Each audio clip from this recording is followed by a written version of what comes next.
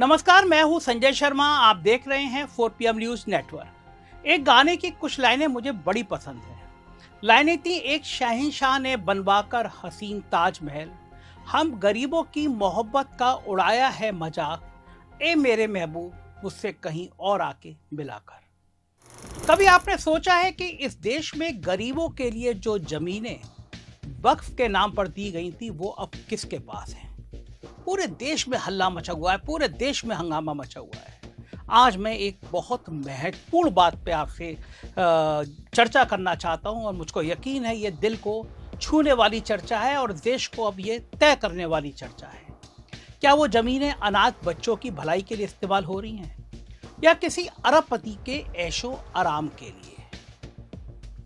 आज हम बात करेंगे उस इमारत की जिसकी चमक दमक दुनिया देखती है, मुकेश अंबानी का एंटीलिया। मगर इस चमक दमक के नीचे दबा है एक सड़ांध मारता हुआ सच।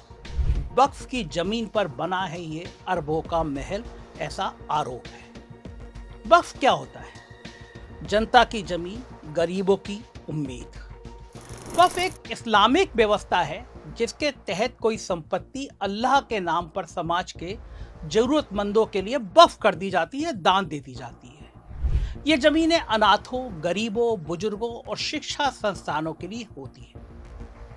ये कोई निजी संपत्ति नहीं होती है, ये एक अमानत होती है। एक भरोसा होता है कि इसका इस्तेमाल नेक कामों में होगा। भारत में करोड़ों एकड़ वक्फ जमीन मौजूद है। आरोप है कि मोदी जी अपने दोस्तों को ये जमीन देना चाहते हैं। ये दुनिया में मुसलमानों के पास मौजूद सबसे बड़ी धरबाज संपत्तियों में से एक है। मगर क्या इसका सही उपयोग हो रहा है? कई जगह हो रहा है और बहुत सारी जगह नहीं हो रहा है। एंटीलिया पे हम आते हैं। एक गगनचुंबी सपना है ये या गरीबों के हक पर डाका है ये मुकेश अंबानी का? इस पर आज बात करते हैं।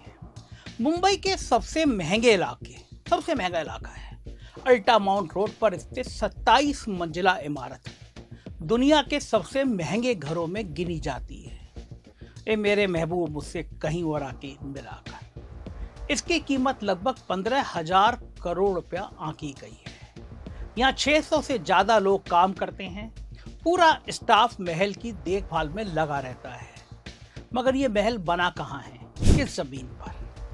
इन पूंजीपतियों को कोई फर्क नहीं पड़ता कि ये लाशों पर कम महल बनाते हैं। 2002 में करीम भाई इब्राहिम ख्वाजा वक्फ ट्रस्ट की जमीन, जो एक अनाथालय के नाम पर थी, वो जमीन अंबानी की company Antilia commercial private limited को मात्र 21.05 करोड़ रुपए में बेच दी गई।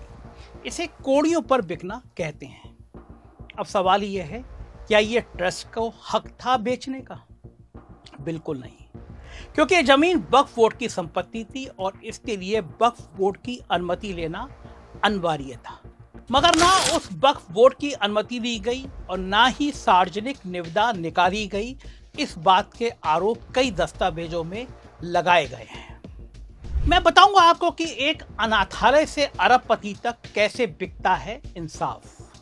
ये जमीन गरीब बच्चों के अनाथालय के लिए वक्फ की गई थी, मगर जिस संस्था ने उसे संभालना था उसने उसे देश के सबसे अमीर आदमी को बेच दिया। इसे कहते हैं विश्वासघात। ये सिर्फ एक डील नहीं थी, ये एक भरोसे की हत्या थी। सोचिए, एक तरफ देश में लाखों अनाथ बच्चे फुटपाथ पर सोते हैं और दूसरी तरफ उनकी जमीन पर खड़ा है अरबों का महल, गरीबों के सपनों पर अंबानी का महल। यहां सवाल सिर्फ कानून का नहीं है, ये सवाल बड़ा नैतिकता का है। क्या गरीबों की जमीन पर अमीरों का हक हो सकता है? इससे भी बड़ा सवाल यह है कि इस मामले पर सरकार, अदालत और मीडिया की चुप्पी क्यों है? जब वक्फ बोर्ड को यह जानकारी मिली तो उन्होंने इस बिक्री को अवैध बताया और बॉम्बे हाई कोर्ट में मामला दर्ज किया। हालांकि अदालत ने शुरू में ट्रस्ट के पक्ष में फैसला दिया, लेकिन बाद में यह मामला सुप्रीम कोर्ट तक पहुंचा, जहां से फिर यह विवाद बॉम्बे हाई कोर्ट में भेजा गया। अब सवाल उठता है, जब एक साधारण व्यक्ति वक्फ जमीन पर झोपड़ी बनाता है तो तुरंत बुलडोजर चल जाता है, मगर जब अंबानी जैसे ताकतवर लोग उस जमीन पर महल बना लेते हैं तो सालों तक मामला लटकता रहता है। सनी देओल की पिक्चर आई थी, तारीख पर तारीख, तारीख पर तारीख। क्यों? क्या भारत में कानून सभी के लिए बराबर नहीं है?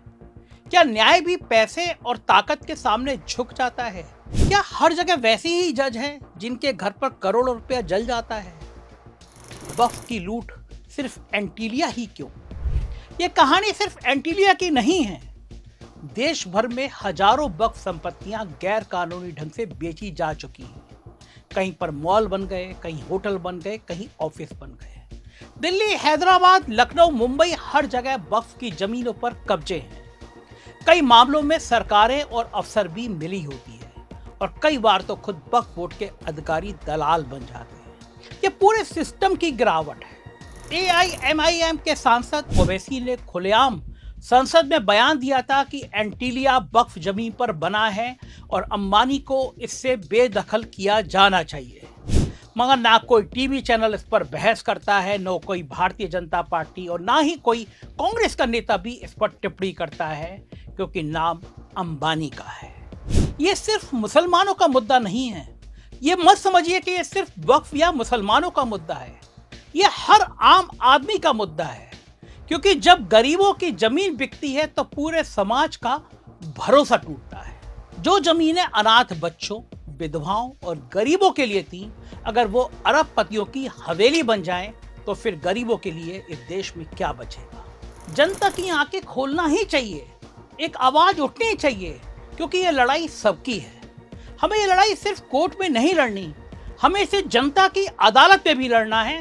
हमें ये सवाल पूछना है कि क्या एक अरबपति का महल गरीब अनाथ बच्चों की जमीन से ज्यादा जरूरी है? क्या कानून सिर्फ गरीबों के लिए सख्त है? और क्या मीडिया, देश की गोदी मीडिया इसलिए चुप है क्योंकि सारा माल, सारा पैसा, सारा विज्ञापन अंबानी के पास है? समाधान क्या है? इस समस्या का समाधान क्या है? समाधान है कि सुप्रीम कोर्ट को सख्त कदम उठाना चाहिए, जल्दी से जल्दी उठाना चाहिए।